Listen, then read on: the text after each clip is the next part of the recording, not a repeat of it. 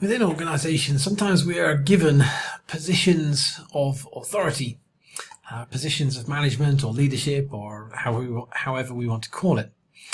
But with that position comes certain blessings, but also certain challenges. You know, position and authority are, they're a mixed blessing because they also have a lot of challenges that come with them. If we were in a group setting, I would ask you, what do you think are some of the blessings and some of the challenges that come with authority? Certainly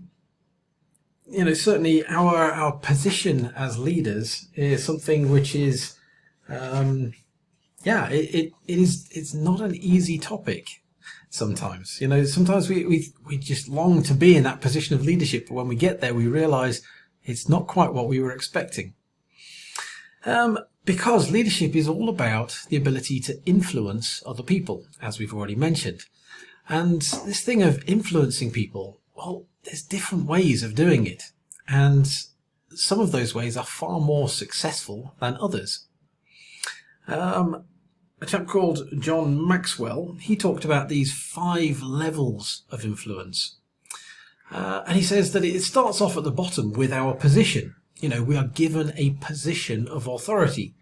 And of course, at that level, people, they have to follow you because that's their duty. That's what they've signed on to. It's in the contract. They have to. People follow you because they have to.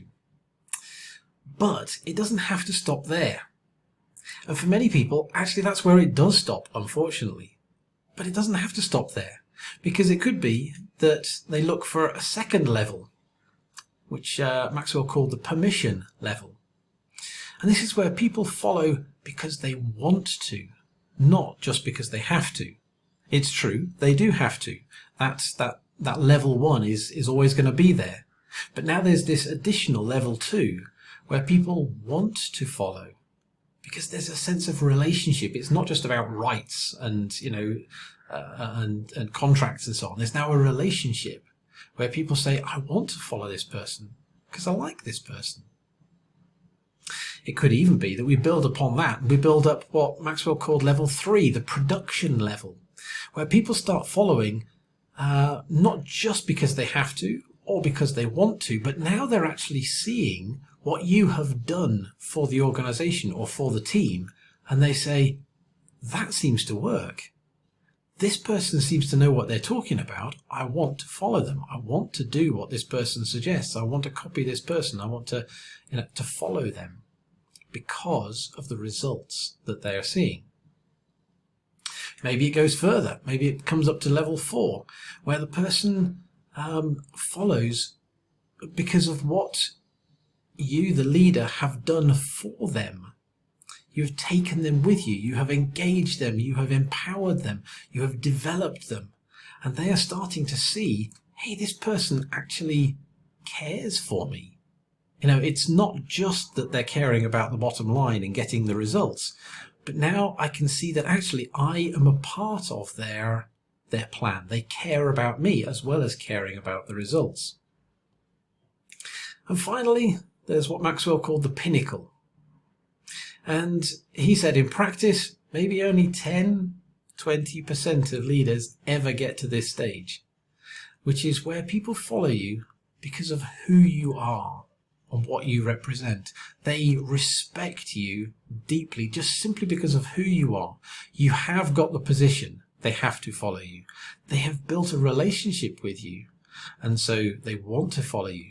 They've seen your results, and so they say, we want to be a part of that.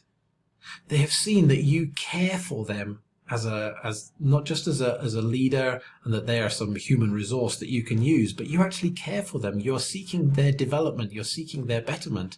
And so they want to follow you for that reason. But now there's also this 5th level where they just see your character. They see who you are in the broader context.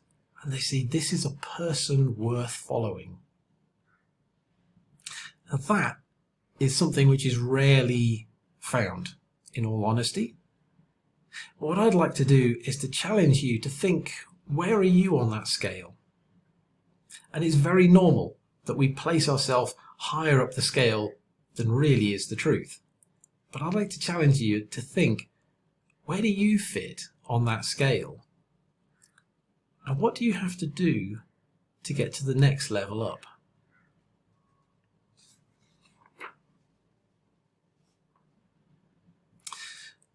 There is another way of looking at these 5 levels. Also, a bit of Maxwell here, also called the 5 levels of leadership. And he said that at the base level, you have those who are highly capable individuals. You know, people, they know where they fit. They know what they have to do. They know how to do it. They're not poor in achievement, but they are on level 1 because they're still acting as an individual. You can move up. You can become a contributing team member, where either you know, the leader or the follower, they now recognize their position in the team and they see how they fit in amongst other team members. And that makes them valuable because now they can contribute as a team member, not just as an individual on the team. Some people move a little bit further and they become what Maxwell called competent managers, where they can recognize where they fit and they know how to manage their role on the team. They know maybe how to manage other people. They know how to build plans. They know how they have the skills necessary. But at this stage, they're still functioning as a well-organized manager. But Maxwell says you could go a next level, which is where you start picking up some of those leadership skills and leadership attributes as well, starting to see a little bit further into the future, helping to build capacity for the future, not just for the present. And so he describes level 4 as being effective leaders.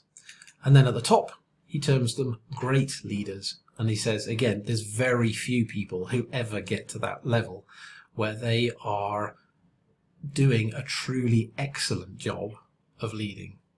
In truth, most of us don't get there. And so it's a challenge. Where do we find ourselves on this ladder? Honestly, where do we find ourselves? And what do we need to do to progress up another level?